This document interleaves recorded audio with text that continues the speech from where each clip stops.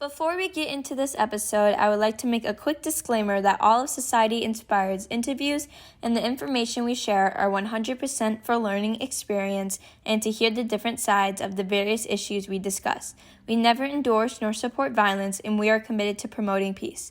I want to create a safe space for learning and comfortable place for people to be able to start to speak. Hope you enjoy. Hello, everyone. Welcome to the first episode of Society Inspired. My name is Gemma Asfor. I'm 14 years old and a Palestinian American teen. I am so excited to finally introduce this campaign to you guys. I've been working on it for about 8 months now, and it is my overall goal to help people educate ourselves as we use our voices to speak out against these different topics in the world.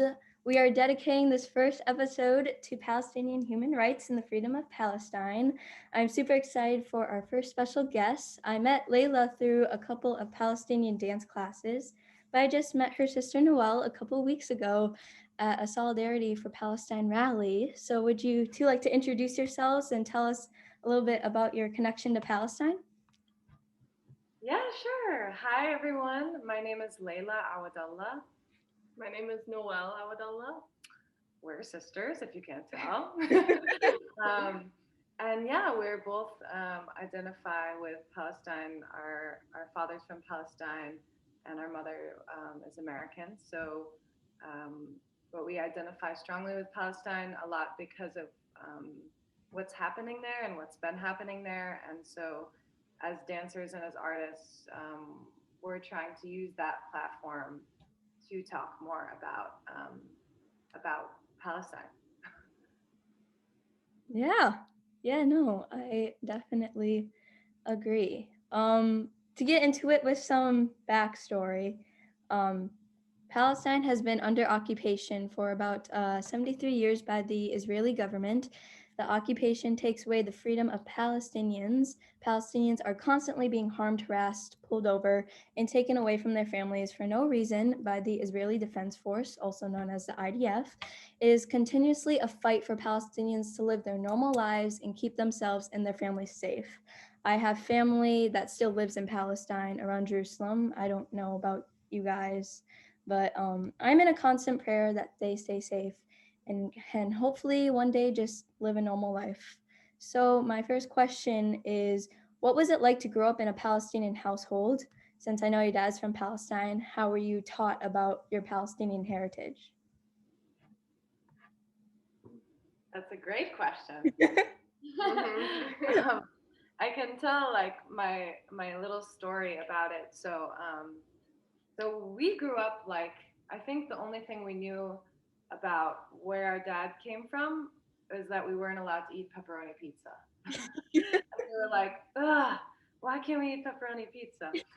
Because we actually did not grow up with the context of Islam, of Palestine. We didn't really know we were Palestinian, or like I didn't really understand much about my roots or my dad's life. Um, so actually, all I knew is that my name and my appearance was not white as the people around me. But yeah, so then when I went to college, a professor asked me, Dr. Ananya Chatterjee, she asked me like more, like to tell me more, to tell her more about my background and who I was. And I honestly didn't know how to answer her. She said, and I also internalized that Palestine was bad by this point. I was like, I don't want to be the bad guy, and I think they're the bad guys. And that's because of the successful America propaganda campaign. Yeah. And Israel too. So I didn't feel like I knew or wanted to know because I was scared to find out I was like bad. And then I actually went to the library and read and obsessively read and really learned more in my when I was like 18 or 19. And that's when I asked my dad. I went home from college break and I asked my dad um, more about his life for the first time. And he told us he went into a whole long story that also led to like him telling us about him being imprisoned and tortured, which we had no idea. Like Oh, 18 years, I had no idea that he was an activist in high school and college and writing poetry and and then he, yeah, had a whole, and he never shared it with us, you know. So Mm. that was the beginning of the floodgates opening for me. Hmm. I don't know what you feel about it. Yeah, similar experience of like learning more as I went to college. I Yeah. think after that conversation, Layla kind of opened that door, and then I became curious, and then I went to college in Chicago, where there's a big Palestinian community. Yes. Yeah. Um, my first like dive into it was I joined SJP, Students for Justice in Palestine, at Columbia College Chicago, and met my professor Ayman Shahadi, and he also taught what was it called, Israeli Palestinian conflict class. Uh, yeah. So I felt like Layla opened that door to curiosity for me, and I kind of went and explored it in Chicago, and then in turn would go back and like ask my dad more, and slowly got little bits and pieces. Yeah. And I think it's like our dad. I don't know if there was fear or trauma or Assimilation, Yeah. like the pressures of assimilation, maybe. Yeah. That we didn't grow up with like food or language or. I only remember when I learned to drive, he would say shwe shwe shwe shwe. I was like, what are you saying? Why are you yelling in a different language? Like he really didn't speak Arabic much. He just said shwe shwe. Yeah. I think Yeah. yeah, he became more comfortable once we were interested. Yeah. And then he opened himself up to us. So like once you opened up the conversation more, you wanted to understand and take it in your roots. Nice. So how has your experience been living as a Palestinian? What sorts of stereotypes have you experienced and had to re-educate people on? I think it began for me like growing up in a like Sioux Falls, South Dakota. So I was in a Catholic school system with a lot of like again like white Catholic folks who talk about Jesus all the time but never talk about Palestine. And I know that like there were like people who called me terrorist a lot at school. Like they'd call and leave voicemail on my phone that said I was a terrorist. And I didn't understand. It was all because of our last name, you know. Mm-hmm. So I think when I was younger, I felt like um, the waves of 9/11, like you know the waves that decided all of the Arabs are terrorists, and you know like that kind of wave in the U.S.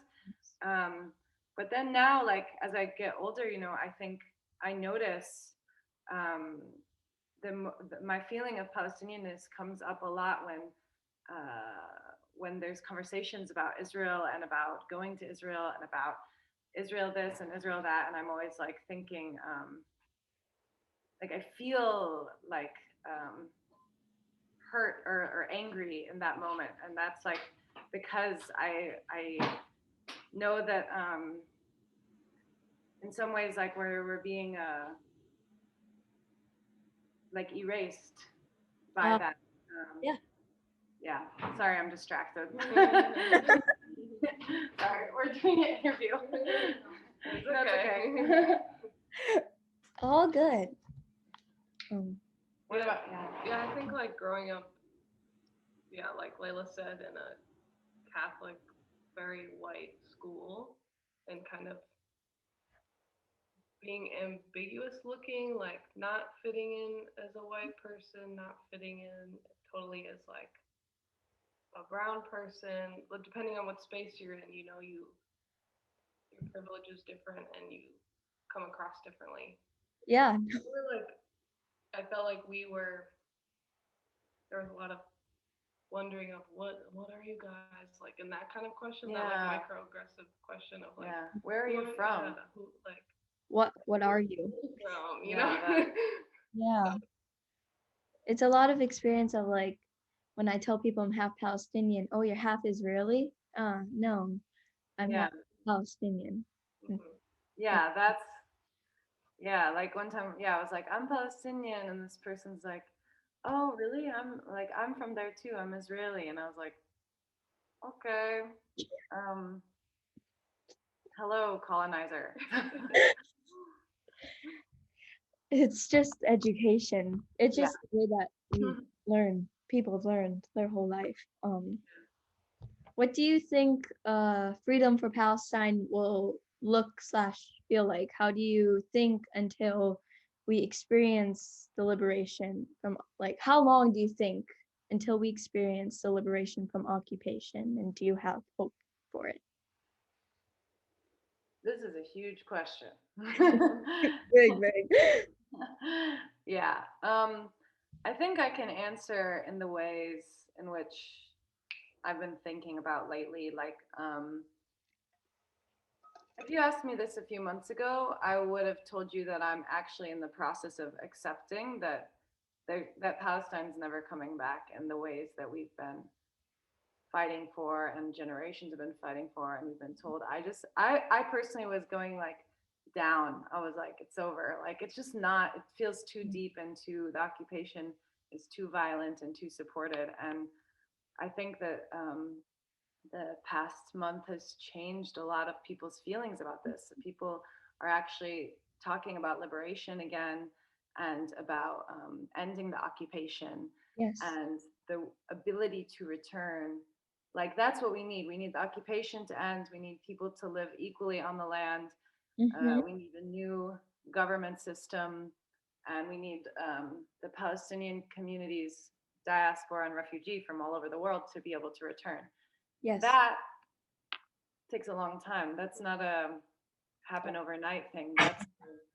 That's a long fight and a lot of work, and I don't know if we'll see it in our lifetime. I would love to say it. And Algeria was occupied by the French for 100 years, and then they fought back. Like empires and occupations, they can live very long and they can settle like we are in the US. And Yes. the occupation of this land, the settler colonialism of this land is ongoing, so Mm-hmm.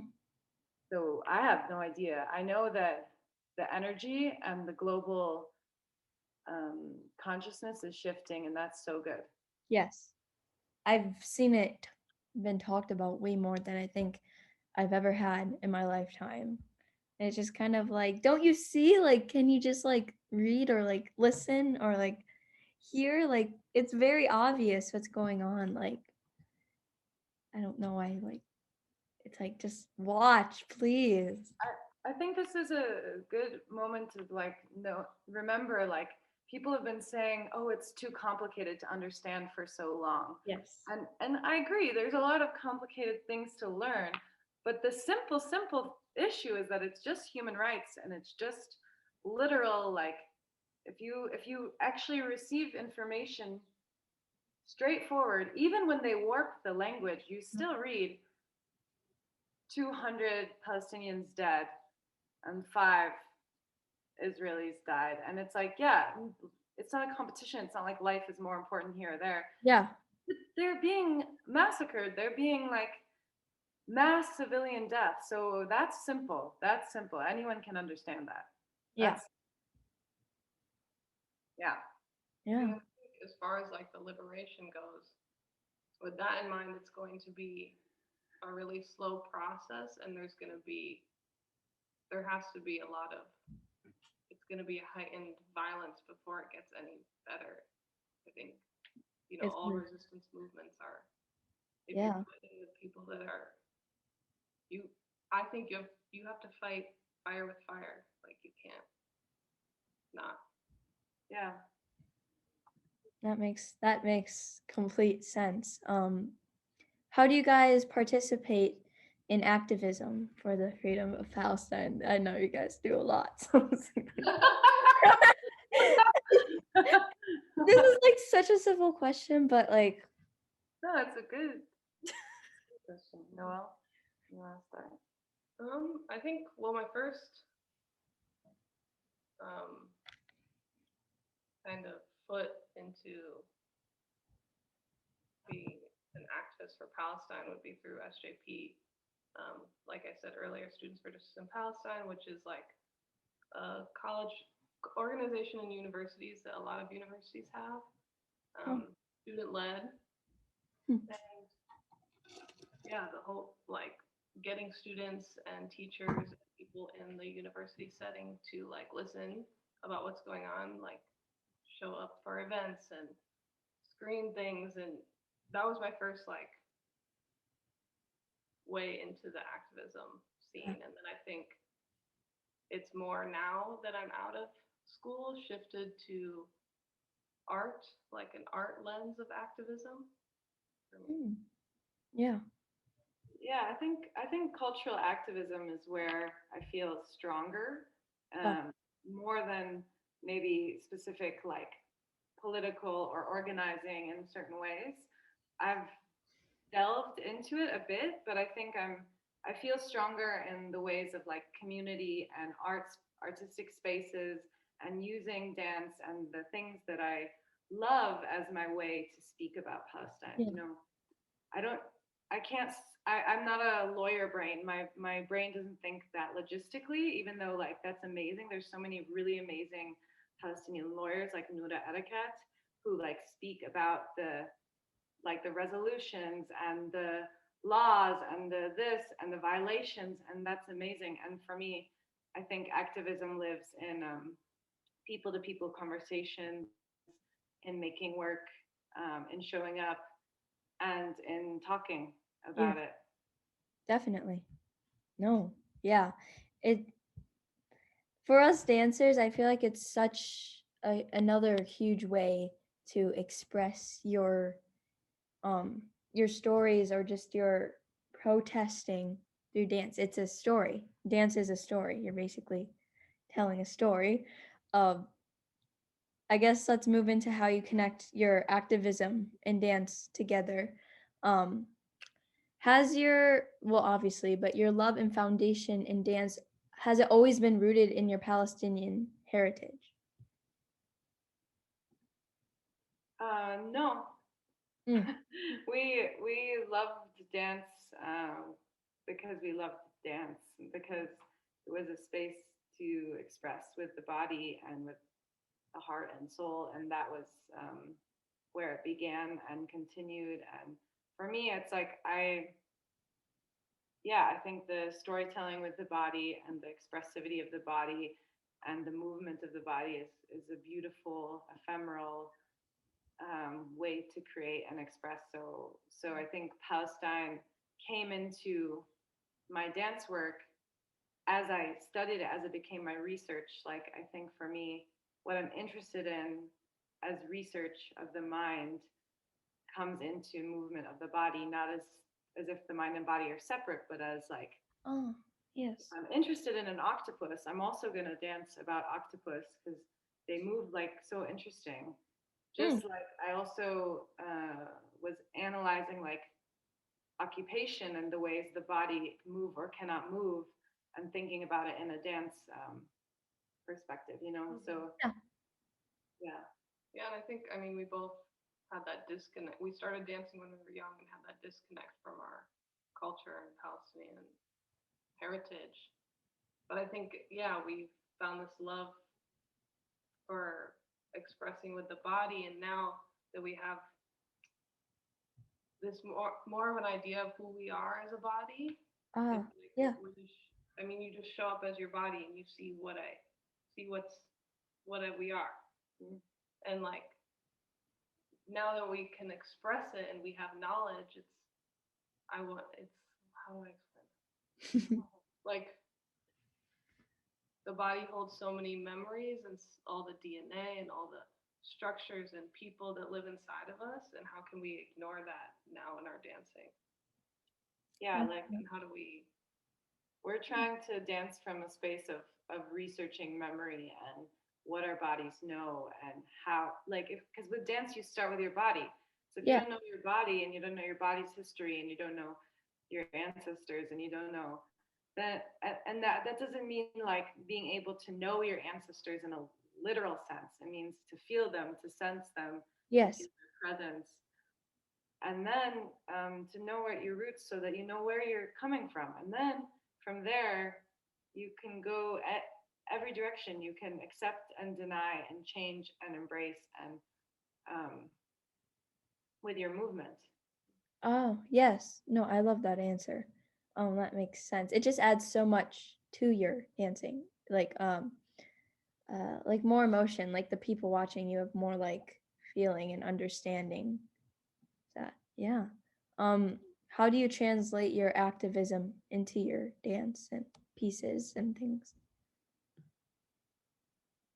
Yeah, I think what I mentioned earlier, like really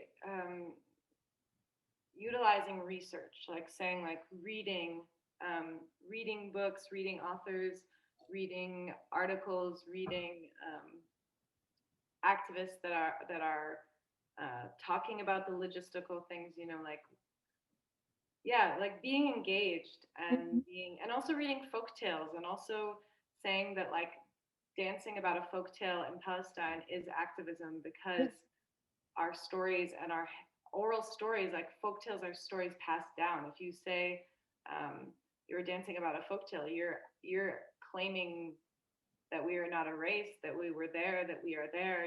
So Yeah. I think it starts with like a lot of external information gifted to us by beautiful writers and thinkers, Yeah. and then saying, how does a dance come out of this? What imagery should we use? What movement prompts should we do? Um, and yeah, and I think it's also like reclaiming the stories in our own body um, feels like activism, and how the activism becomes part of the dance, because Yeah. it's like we're not just uh, we're taking it in on a deeper level in order to speak out here on this land with audiences, with people, whoever engages with the work in dance class, in a lecture, everything, like Yeah. gives you the reason to say like, oh well, let's talk about home demolition in Palestine.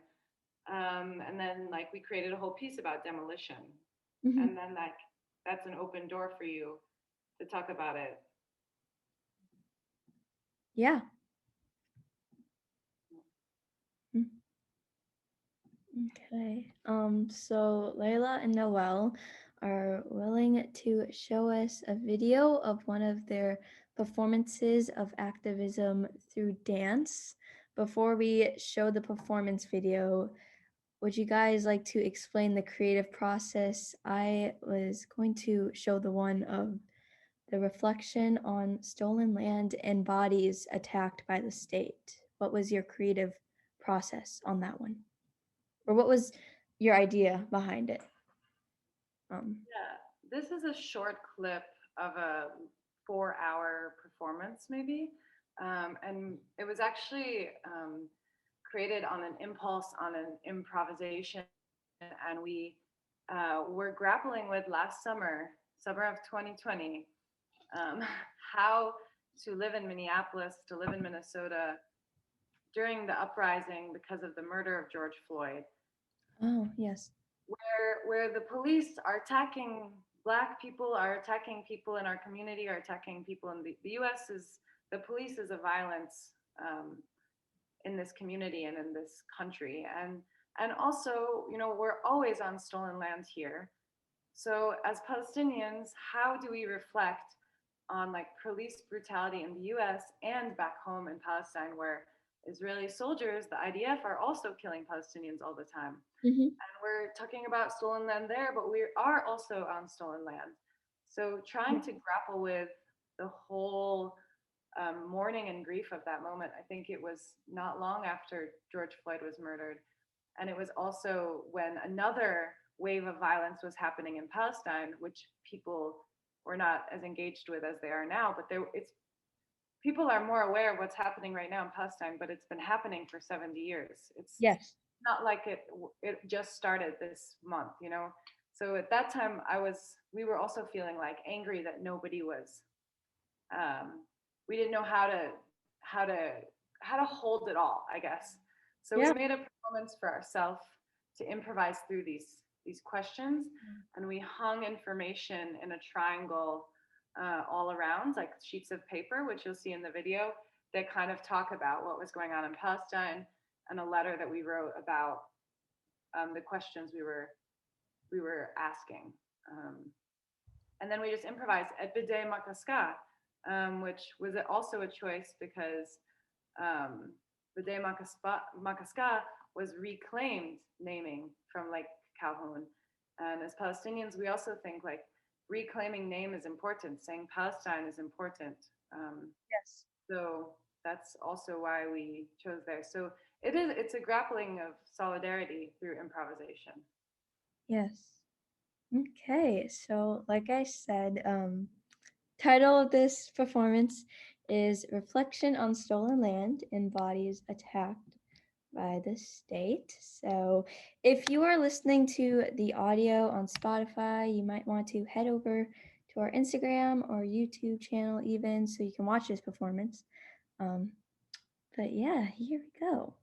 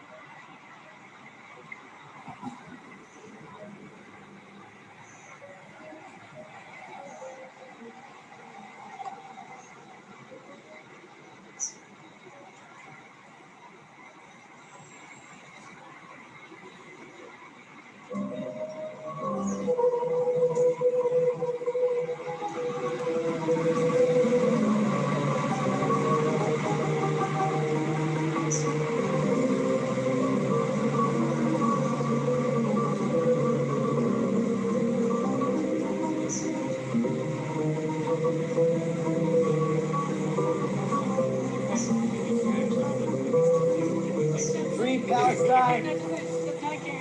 Yeah.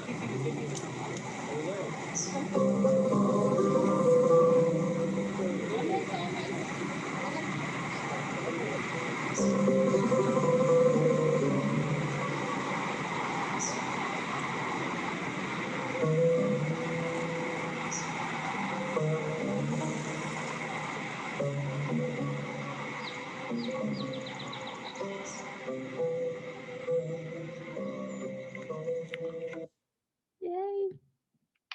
Oh, I love that. Oh, I love that. Okay. Yeah, wow. Okay. So Can I say something about the clip?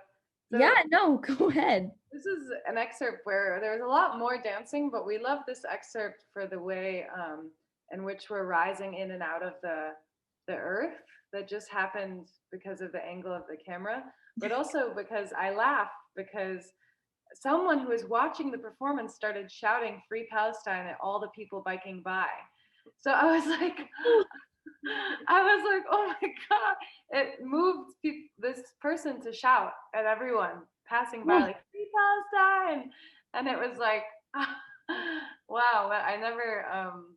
That's what's interesting about performing in public space is that Yeah. you can suddenly have someone shouting at people biking by. No, when I watched the clips earlier and I was like, is that part of the song or is that Yeah. someone yelling? I'm like, I think that's someone yelling, but I can't tell. I Yeah. was like, yeah.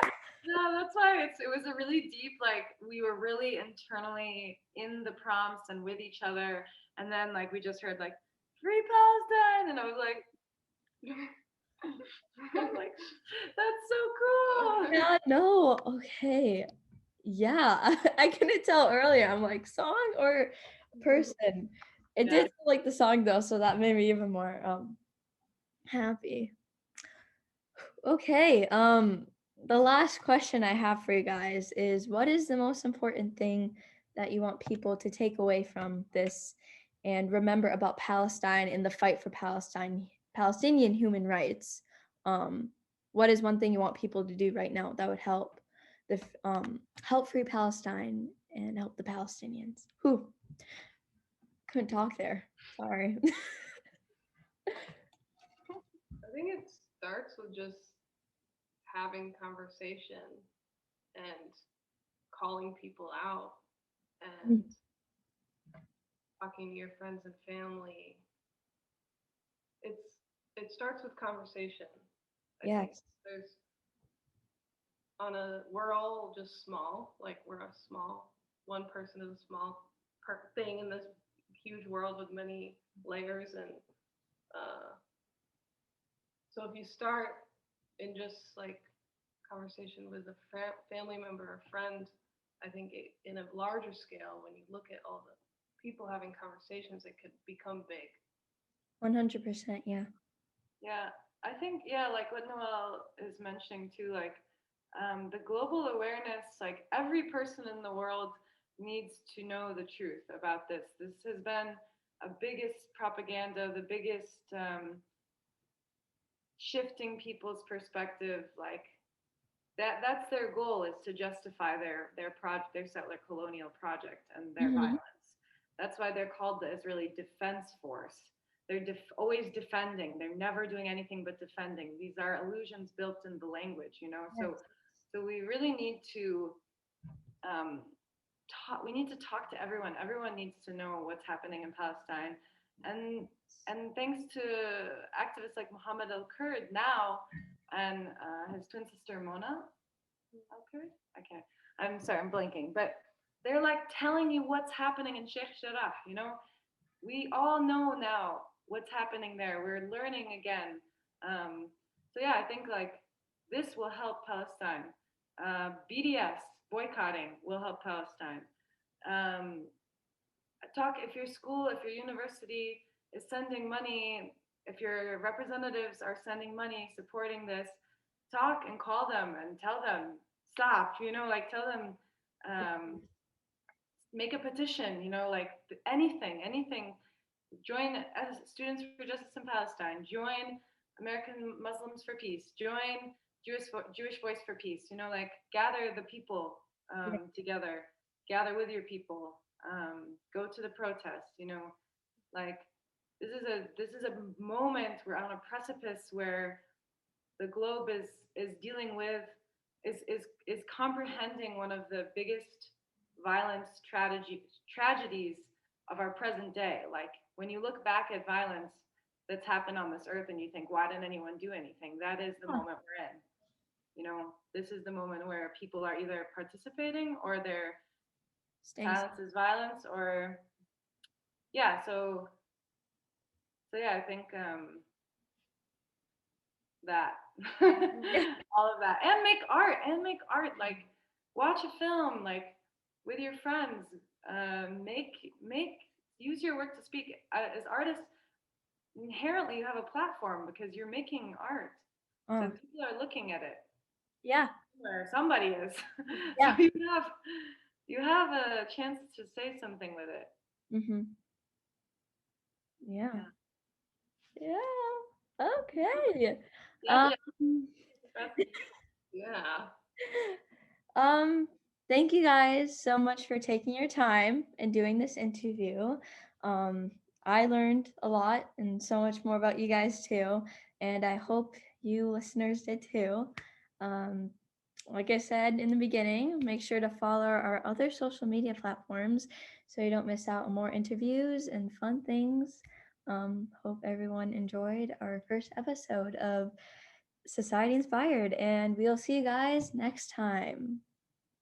Thank you. Bye.